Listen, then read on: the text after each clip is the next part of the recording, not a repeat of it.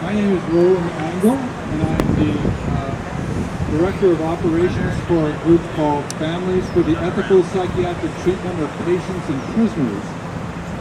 And I'm here today with Idiopathic Media Group, and we're making a film about the mental health industry in general, or what we call the psychopharmaceutical industrial complex. During the last 13 years, I've been advocating for people that are accused of being mentally ill and have been thrown into the criminal justice system.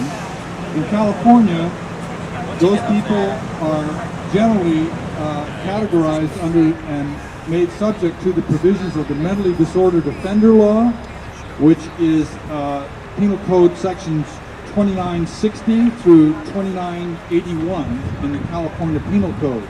Now this section of the law is a very peculiar section of the law because it's deemed to be a civil law as opposed to a criminal law, even though it's in the criminal code. And this is a very clever device that the sponsors of this bill put back in the bill in 1986 when it was passed, and it's generally used to deprive these people of their legal rights that they enjoy under the Constitution and under the statutes of California law.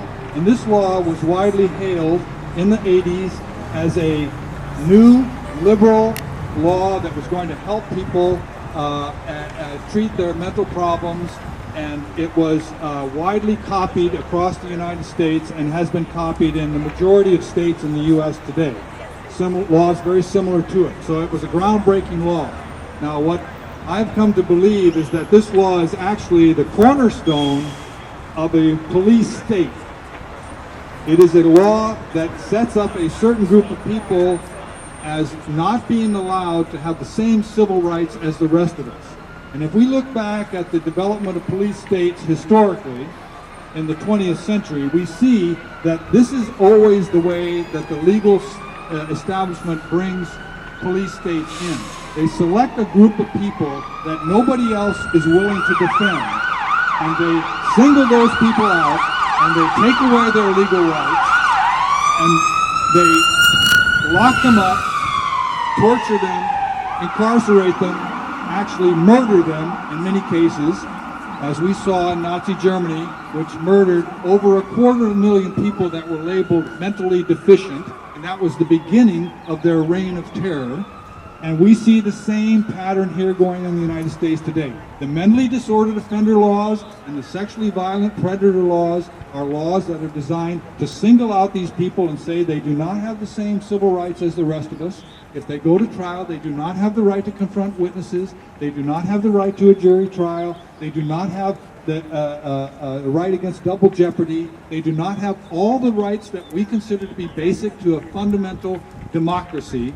And since those laws were passed, now some 30 years ago, we see that these same tactics, legal tactics, are being used to expand that group of people from people that are so-called mentally deficient to other groups, such as immigrants, such as political dissidents, such as unionists, so on and so forth. So this movement that we have here that is against the practices of the therapeutic state, that is the state saying that they're acting in our best interest to help us, while at the same time using that cover to repress us, is being expanded, and we are living in a very dangerous time when that is a practice. And it has been perfected under the principles of the mentally disordered laws for the last 30 years, and now it's being used to entrap other people and to bring more people into the under the control of the police state. And that's the message I have for many people that think that this will never affect them. It will affect all of us, and it is affecting all of us. Thank you. Great, thank you.